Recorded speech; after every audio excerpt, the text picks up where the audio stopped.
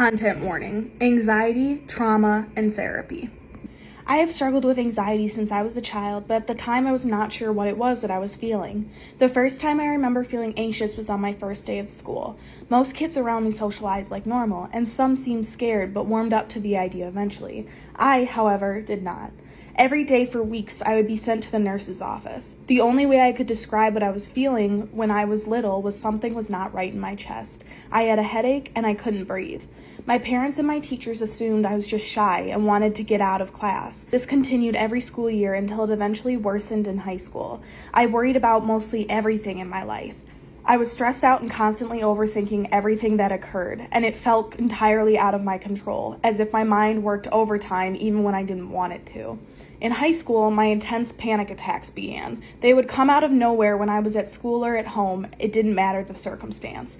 Panic attacks make the internal anxiety you struggle with show externally.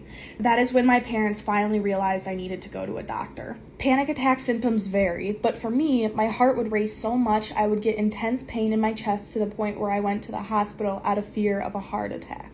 Thanks to a therapist, I was eventually diagnosed with generalized anxiety disorder. Talking to a therapist and getting medication was the best thing I could have done for myself.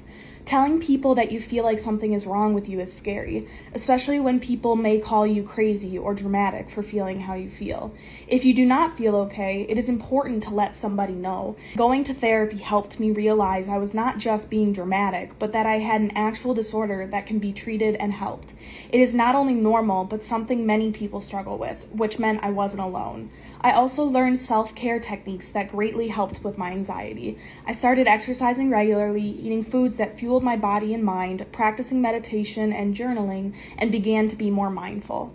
Being consistent with self-care has prevented panic attacks for 5 years and, hopefully, will continue to do so.